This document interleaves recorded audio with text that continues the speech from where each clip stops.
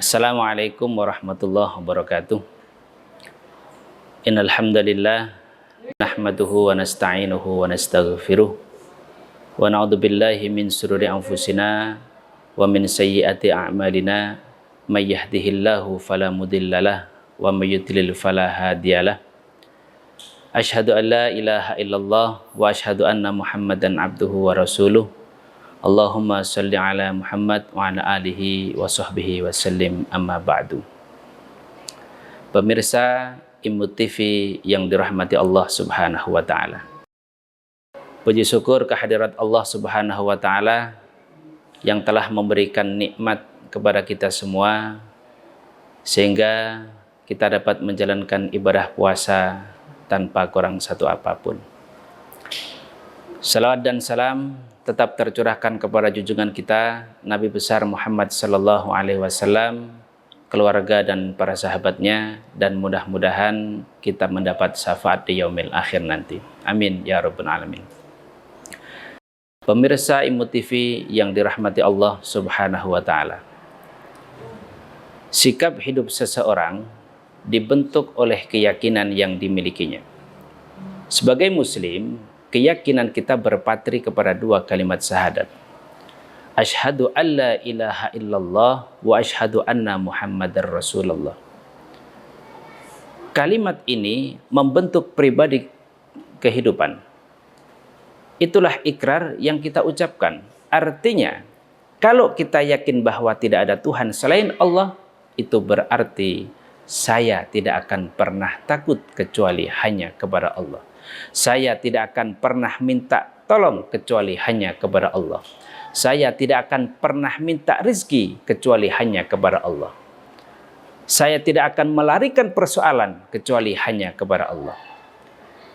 Berurat dan berakar itu di dalam hati, membentuk kepribadian dan mewarnai seluruh langkah kehidupan kita.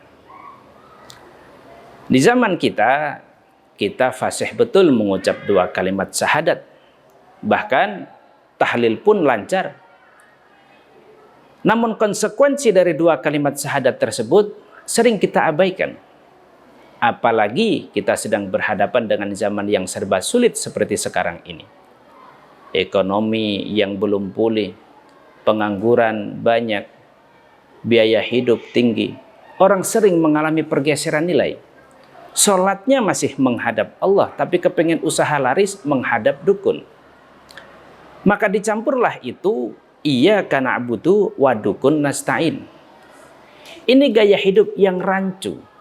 Nah, puasa melahirkan keikhlasan. Kenapa? Karena ibadah ini tanpa sugesti. Mungkin kalau kita sholat, kita masih berharap dilihat orang. Kita membayar zakat, masih berharap dilihat orang. Tapi dengan puasa, hanya kita dan Allah saja. Mau dipuji orang atau tidak, mau dilihat orang atau tidak, mau didengar orang atau tidak, yang penting saya sebagai pelaksana sebuah ibadah dan Allah tempat tujuan kenapa ibadah ini saya laksanakan. Nah, pemirsa Imut TV yang dirahmati Allah Subhanahu wa taala. Pada kesempatan yang berbahagia ini, kita ingin bicara tentang ikhlas di dalam menjalani kehidupan ini. Sebab bukan saja kita sholat harus ikhlas, puasa kita harus ikhlas, zakat kita harus ikhlas, bahkan menjalani hidup ini pun kita harus dengan penuh keikhlasan. Karena apa? Apa saja kalau sudah kita gantungkan kepada yang selain Allah, maka bersiaplah untuk kecewa.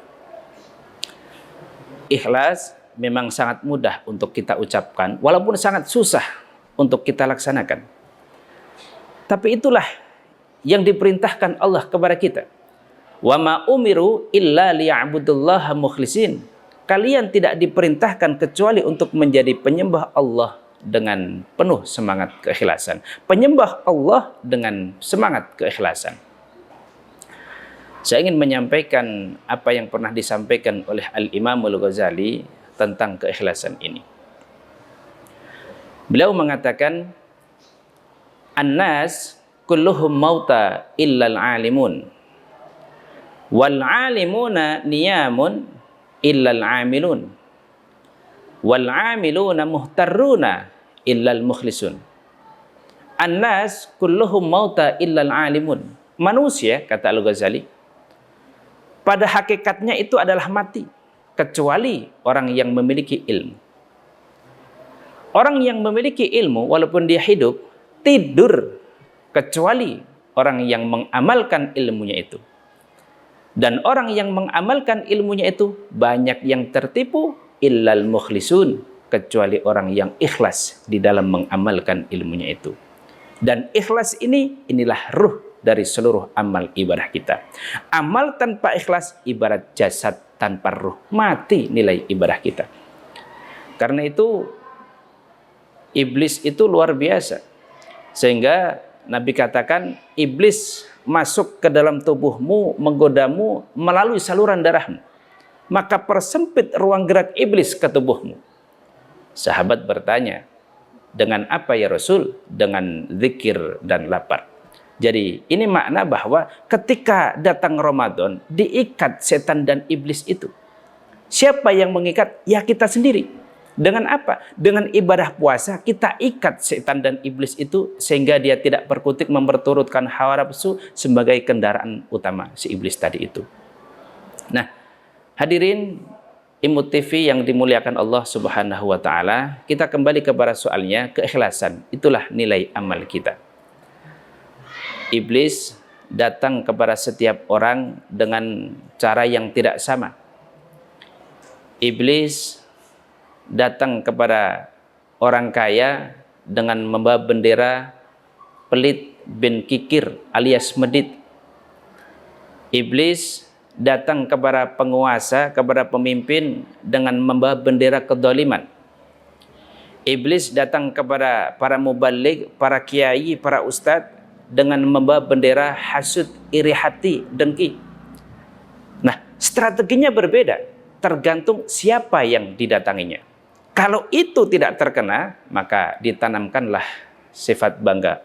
Amalmu sudah banyak, kebaikanmu sudah banyak, dihilangkanlah keikhlasan itu tadi. Karena itu mudah-mudahan Ramadan di bulan ini semakin mendorong kita untuk menjadi pribadi-pribadi yang ikhlas di dalam menjalankan ibadah kepada Allah Subhanahu wa taala. Terima kasih dan mohon maaf. Billahi taufik wal hidayah. Wassalamualaikum warahmatullahi wabarakatuh.